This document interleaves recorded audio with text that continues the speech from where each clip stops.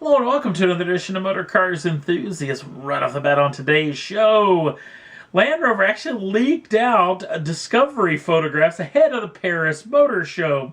Now, because the Paris Motor Show hasn't fired off as of yet, we don't know any official details on this machine, but those details will be coming out over the next several days.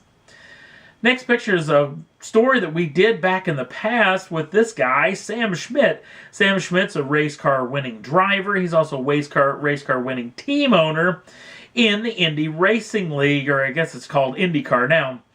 He had a tragic accident back in January of 2000 down in Florida when he had a heavy accident inside of an Indy car that actually left him a quadriplegic. Now, he hasn't been able to drive very much over the past 16 years, except for this special equipped Chevrolet Corvette Stingray the folks over at Aero equipped with a very slick little setup that allows him to operate the machine.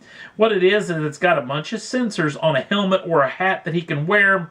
Anytime he turns his head left, the vehicle turns left. Right, it turns right. He's got a straw inside of his mouth. Anytime he exhales, the vehicle will accelerate. Anytime he inhales, the vehicle will stop. Well, there's going to be an interesting little twist to this deal, because Mr. Schmidt, Sam Schmidt, is going for his semi-autonomous driver's license in the state of Nevada. Now, Nevada is really pushing for autonomous vehicles to be hitting the public highways, and Mr. Schmidt is first in line to get that particular driver's license. Now, the trick is the Aero Group has not only been working on this Stingray, they've actually worked on a brand new car for him.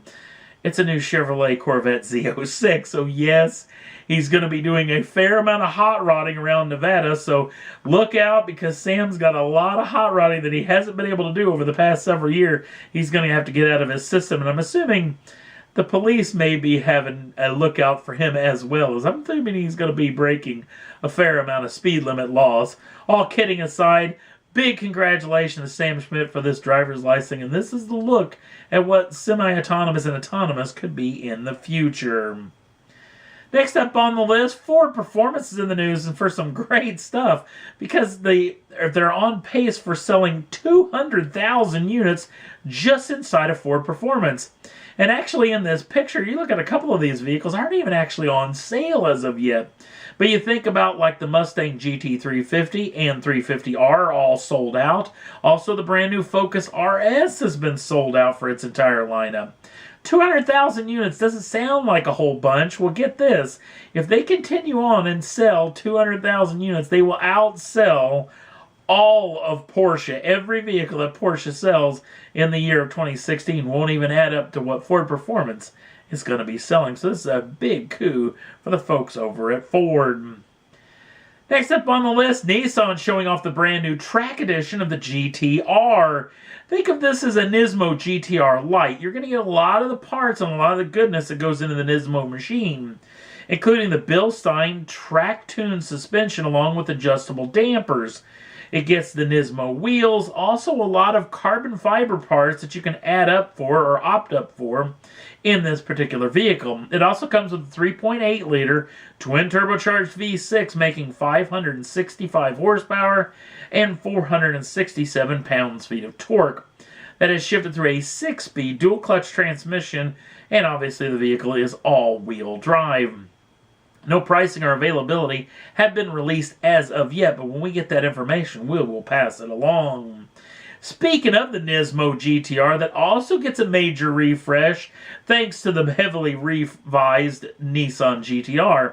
This vehicle getting a lot of aero work and a lot of upgrades as far as the cooling department for this vehicle is concerned.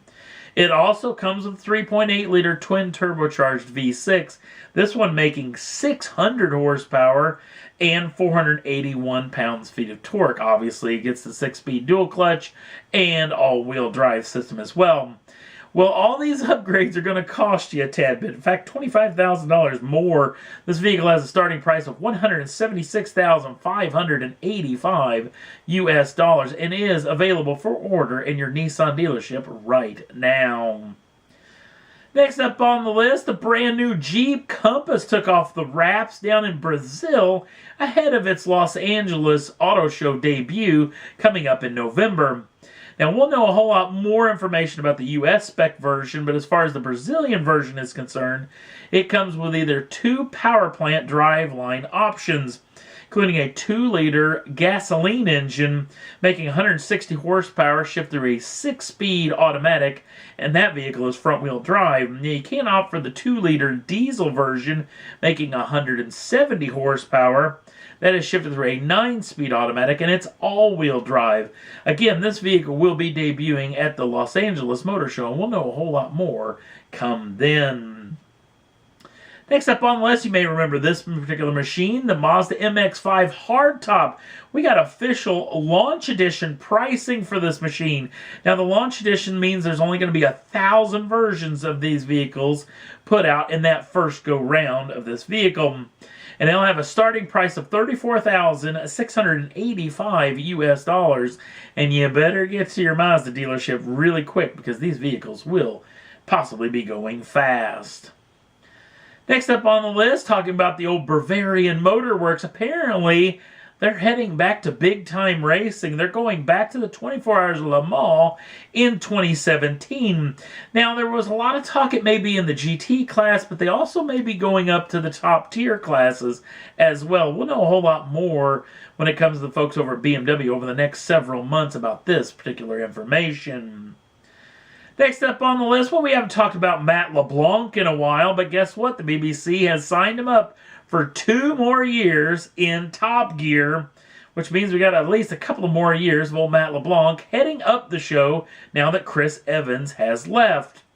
He will be befriended by his buddy Chris Harris, which will return. Chris Harris actually made this announcement too on the Facebook machine, also on Twitter. He also announced too that this guy is coming back as well. Rory Reid, along with Extra Gear, will be coming back as well. In fact, Chris Harris and Rory Reid will continue on with the Extra Gear duties. They'll also be in the main studio as well. The interesting thing is I'm getting a lot of conflicting reports about the rest of the group. Obviously, Chris Evans is out, but Sabine Schmidt and Eddie Jordan were mentioned in several articles, but also was left out in several more articles. So whether they'll be coming back or it'll just be a trio like it was before, me personally would really love to see Eddie and obviously Sabine come back. So we'll have to wait and see on this front. We'll keep you in tune once we hear any more information. And that's all there was that I thought was worth talking about for this edition of Motor Cars Enthusiasts. Don't forget to like us over on the Facebook page. The link's down in the show notes. Also, if you'd like to subscribe to the channel, you can do so at any time and get the first dibs on the brand new shows as soon as they come out. Thanks for watching. We'll see you again real soon.